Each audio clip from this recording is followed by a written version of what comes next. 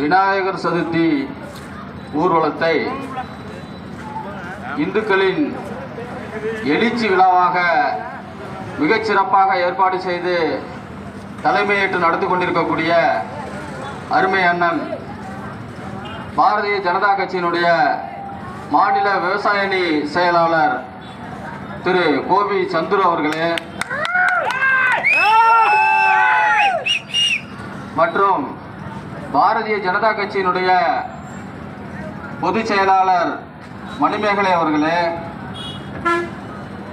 முன்னாள் மாவட்ட துணை பொதுச் செயலாளர் அன்பு தம்பி சதா சதீஷ் அவர்களே, மாவட்ட பொருளாளர் அண்ணன் அச்சயா முருகேசன் அவர்களே, கொடராச்சேரி ஒன்றிய தலைவர் அன்பு சகோதரர் திரு பிரபாகரன் அவர்களே, ஆர்எஸ்எஸ்ஐ சேர்ந்த பல்வேறு படிநிலை பொறுப்பாளர்களே, இந்து முன்னணியை சேர்ந்த பல்வேறு படிநிலையினுடைய பொறுப்பாளர்களே, உங்கள் அத்தனை பேருக்கும் என் சார்பாகவும் வளரும் தமிழன் கட்சியின் நிறுவன தலைவர் பாலை பட்டாபிராமன் அவர்களின் சார்பாகவும் இந்த இனிய இரவு வணக்கத்தையும் விநாயகர் சதுர்த்தி வாழ்த்துக்களையும் தெரிவித்துக் கொள்கின்றேன். இன்றைக்கு நம்முடைய தமிழ்நாட்டில் சமூக நீதி, சாதி ஒழிப்பு, கடவுள் மறுப்பு என்ற கொள்கைகளை முன்னிறுத்தி 60 ஆண்டுகளுக்கு மேலாக இந்த தமிழ்நாட்டில் ஆட்சி அதிகாரத்தில் இருந்த இந்த திராவிட கட்சிகள் இதுவரை இந்த தமிழ்நாட்டு மக்களின் முன்னேற்றத்துக்காக என்ன செய்தது என்று நாம் எண்ணி பார்க்க வேண்டும்.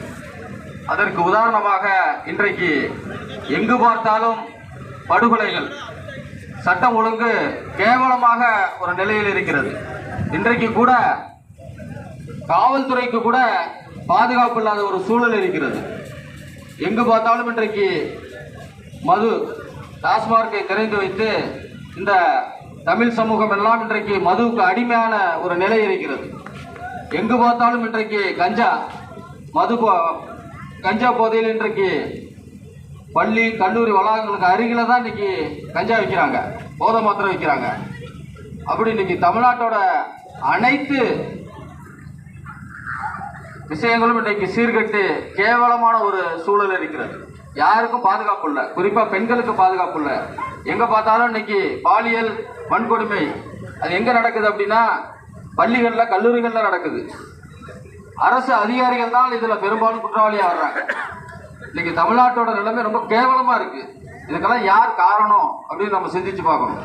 இன்றைக்கு ஆட்சியில் இருக்கக்கூடிய திராவிட முன்னேற்ற கழகம் தமிழகத்தில் இருக்கக்கூடிய தமிழ் குடிகளிடையே சாதி சண்டையை மெருகேற்றி இன்னைக்கு தென் மாவட்டங்களில் தொடர்ந்து சாதிய படுகொலை.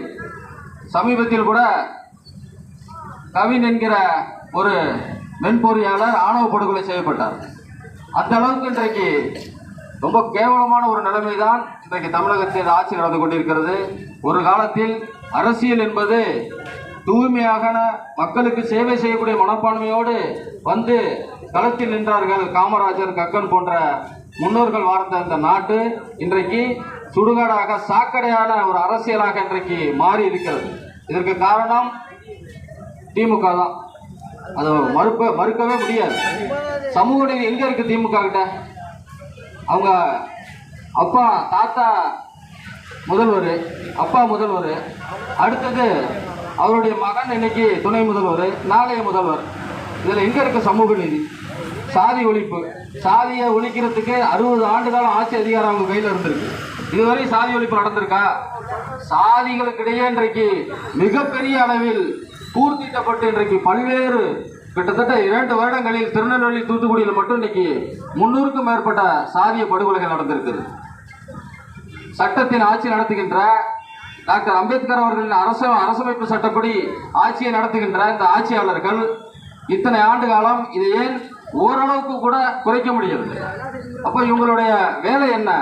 இவங்களோட வேலையெல்லாம் இருக்கக்கூடிய தமிழ் மக்களிடையே ஒற்றுமை இல்லாத ஒரு சூழலை ஏற்படுத்தி தேர்தல் நேரத்தில் பணத்தை வைத்து வாக்குகளை வாங்கி ஆட்சி அதிகாரத்திற்கு வர வேண்டியது. வந்தவுடன் மக்களுடைய வரி பணத்தில் பல்வேறு திட்டங்களை அறிவித்து அதிலிருந்து கொள்ளையடித்து ஒரு மாவட்டத்திற்கும் ஒரு குறுநில மன்னர்கள் போன்று இன்னைக்கு திமுகவில் மாவட்ட செயலாளர்கள், எம்எல்ஏக்கள், எம்பிக்கள் இருக்கிறார்கள். அவர்களை தாண்டி அந்த மாவட்டத்தில் வேற யாரும் வர முடியாது. சமூக நீதி பேசுகின்ற திமுக அரசு தமிழகத்தில் எத்தனை மாவட்ட செயலாளர்கள் இன்றைக்கு பட்டியல் சமூகத்தில் கொடுத்திருக்கிறார்கள்? ஒரு மாவட்ட செயலாளர் கூட இன்னைக்கு பட்டியல் சமூகத்தில் கொடுக்கல. தமிழ்நாட்டில் பெரும்பான்மையாக இருக்கக்கூடிய இந்த பட்டியல் சமூகத்திற்கு ஒரு மாவட்ட செயலாளர் கூட இந்த திமுக அரசு கொடுக்கவில்லை என்றால் இதில் எங்க இருக்கு சமூக நீதி? அப்போ பட்டியல் சமூகத்திற்கு எதிரான ஒரு அரசு தான் இன்றைக்கு இருக்கிறது, எதிரான கட்சி தான் இன்றைக்கு திமுக. பட்டியல் சமூகத்திற்கு இன்னைக்கு எத்தனையோ படுகொலைகள், சாதிய படுகொலைகள், ஆணவ படுகொலைகள், அதற்கு ஒரு தனி சட்டம் இயற்ற வேண்டும் என்று எத்தனையோ இன்றைக்கு ஆர்ப்பாட்ட போராட்டங்களை நாம் நடத்தி கொண்டிருக்கிறோம். எதற்கும் செவி சாய்க்காத அந்த திமுக அரசு இன்றைக்கு அவர்களுடைய குறுநில மன்னர்கள் என்று சொல்லக்கூடிய மாவட்ட செயலாளர்கள், எம்எல்ஏ, எம்பிக்களை காப்பாற்ற மட்டுமே இன்றைக்கு அரசு இயந்திரங்களை முழுமையாக பயன்படுத்தி கொண்டிருக்கிறது. முழுக்க இன்னைக்கு ஊழல்ல சிக்கி தவிக்குது. டாஸ்மார்க்ல வந்து இன்னைக்கு 1000 கோடி ரூபாய் ஊழல் சொல்றாங்க. இதெல்லாம் யாருடைய பணம்? மக்களுடைய வரி பணத்தை வைத்து மக்களுக்கு தேவையான ஆட்சியை கொடுக்காமல் இன்றைக்கு ஊழல், லஞ்சமான ஒரு ஆட்சியையும், சாதி சண்டை நிறைந்த ஒரு ஆட்சியையும், மதுவுக்கு அடிமையான ஒரு நிலையையும் இன்றைக்கு தமிழகத்தில் திமுக அரசு ஏற்படுத்தி கொண்டிருக்கிறது.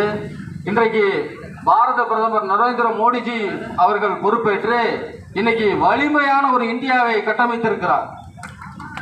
தொடர்ந்து 3வது முறையாக இன்றைக்கு ஆட்சி அதிகாரத்தில் அவர் இருந்து கொண்டு அவர்களுக்கு எந்த எதிர்பார்ப்பும் கிடையாது, எந்த ஊழலும் கிடையாது, சம்பாதிக்கணும்ன்ற எண்ணமே கிடையாது. இன்னைக்கு ஆர்எஸ்எஸ்ல இத்தனாயிரம் பேர் இன்னைக்கு பொறுப்பேற்று இன்னைக்கு கட்சி வேலை செய்யறாங்க அப்படின்னு சொன்னா அவர்கள் யாரும் தன்னுடைய சுய லாபத்தை பார்க்கவில்லை. தனிப்பட்ட சந்தோஷங்களை இழந்து குடும்ப வாழ்க்கைக்கு கூட செல்லாமல் இந்த தேசத்தை ஒரு தூய்மையான தேசமாக, வலிமையான தேசமாக கட்டமைக்க வேண்டும் என்ற உயரிய நோக்கத்தோடு இன்றைக்கு ஆர்எஸ்எஸ், இந்து கட்சிகள் போன்ற கட்சிகள் இன்றைக்கு செயல்பட்டு கொண்டிருக்கிறது. இன்றைக்கு இந்தியாவிலிருந்து ஏற்றுமதி செய்யப்பட்டு அமெரிக்காவில் இறக்குமதி செய்யக்கூடிய பொருட்களுக்கு 50 விழுக்காடு வரி விதிப்பு இன்றைக்கு அமெரிக்கா விதித்திருக்கிறது. உலகையே தன் கட்டுக்குள் வைத்திருக்கக்கூடிய அமெரிக்கா முதல் கட்டமாக 25 விழுக்காடு இறக்குமதி வரி நம்ம இந்தியாவுக்கு மட்டும் நிர்ணயித்தது. எதனால் அது நிர்ணயித்தது என்று உங்களுக்கெல்லாம் சொல்ல நான் கடமைப்பட்டிருக்கேன். இந்தியான்றது ஒரு மிகப்பெரிய மனித சக்தியை கொண்ட ஒரு நாடு. இந்த நாட்டை வெறும் வியாபார சந்தையாக பயன்படுத்த வேண்டும் என்ற ஒரு நோக்கத்தோடு இங்கே வந்து விவசாயம் சார்ந்த பொருட்களையும் பால் பொருட்களையும் விற்பனை செய்ய அமெரிக்கா கேட்டபோது நம்முடைய பாரத பிரதமர் அதை அனுமதிக்கவில்லை. ஏனென்று சொன்னால் அவர்கள் கொண்டு வருவது எல்லாம் மரபணு மாற்றம் செய்யப்பட்ட விதைகள்.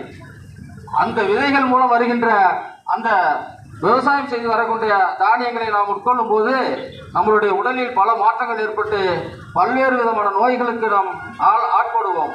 திரும்பவும் நம்ம வந்து அவங்க கிட்ட இருந்து அந்த விதையெல்லாம் வாங்கணும். இப்படி பல்வேறு காரணங்களால வியாபார சந்தையாக இந்தியாவை பயன்படுத்த நான் அனுமதிக்க மாட்டேன் என்று அமெரிக்காவுக்கு எதிராக இன்றைக்கு தைரியமாக நின்று எதிர்த்து கொண்டிருக்கிறார்.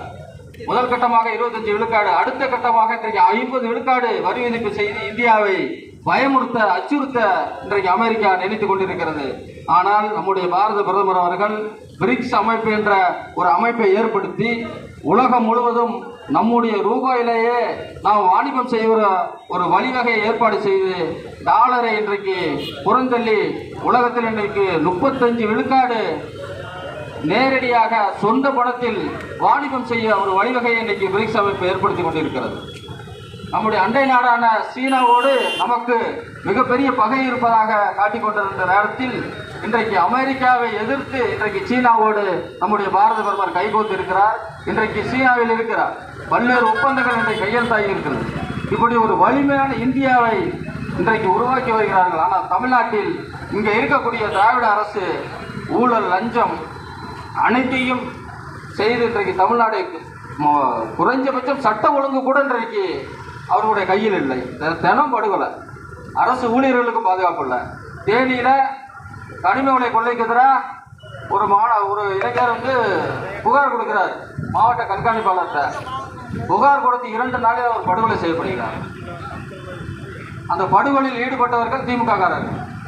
இப்படிப்பட்ட ஒரு கேவலமான ஒரு சூழ்நிலை இங்கே இருக்கிறது. இன்றைக்கு இந்த அரசியல் தமிழ்நாட்டில் சாக்கடையாக மாறிவிட்டது. இந்த சாக்கடையை தூர்வாரி தூய்மைப்படுத்தக்கூடிய தகுதி இன்றைக்கு பாரதிய ஜனதா கட்சிக்கு மட்டும்தான் இருக்கிறது. அந்த ஆட்சியும் அதிகாரமும் பாரதிய ஜனதா கட்சிக்கு மட்டும்தான் இருக்கிறது. இந்த திராவிட கட்சியை இங்கிருந்து வேரடி மண்ணோடும் நாம் அகற்ற வேண்டும் என்று சொன்னால் இந்துக்களாகிய நாம் எல்லாம் விழிப்புணர்வோடு இருந்து நாம் எல்லாம் ஒற்றுமையாக இருக்க வேண்டும். எனக்கு முன்பாக பேசிய போது சொன்னார்கள் 1 கோடி இந்துக்கள் இன்றைக்கு திமுகவில் வாக்களிக்கிறார்கள். ஆனா ஒரு நாள் இந்து பண்டிகைகளுக்கு ஏதாவது வாழ்த்து சொல்லியிருக்காங்களா? தமிழனோட அந்த நியூ இயர் என்னைக்குன்னு கூட தெரியாம இன்னைக்கு வச்சிருக்கிறாங்க. சித்திரை 1 அப்படின்னு சொல்றது, அப்புறம் தை முதல் நாள் சொல்றது. தமிழனோட அத முதல் நாள் என்னைக்குன்னு உங்களுக்கு தெரியுமா? இவங்க ஆட்சிக்கு வரப்ப இவங்க ஒன்று சொல்றாங்க, அவங்க ஆட்சிக்கு வரப்ப அவங்க ஒன்று சொல்றாங்க. எப்படி ஒரு முட்டாளா நம்மளை வச்சிருக்காங்கன்றத நாம் புரிஞ்சுக்கணும். இந்த தமிழ்நாட்டில் தூய்மையான அரசியலையும் தூய்மையான நேர்மையான ஒரு அரசியலை நம்ம கொண்டு வந்து இந்த மக்களுக்கு நல்லாட்சி கொடுக்கணும் அப்படின்னு நம்ம முடிவு பண்ணோம்னா பாரதிய ஜனதா கட்சி போன்ற கட்சிகள் இந்துக்களாக நம்மளை ஒன்றிணைத்தாலும் பரவாயில்ல, இந்துக்களாக ஒன்றிணைத்தாவது இந்த தமிழ்நாட்டில் ஒரு நல்ல ஒரு ஆட்சியை நாம் ஏற்படுத்த வேண்டும். இந்த திருட்டு திராவிட முன்னேற்ற கழகத்தை நாம் வேரோடு பிடுங்கி எறிய வேண்டும் என்று சொல்லி அந்த வாய்ப்புக்கு நன்றி கூறி விடைபெறுகிறேன். நன்றி, வணக்கம்.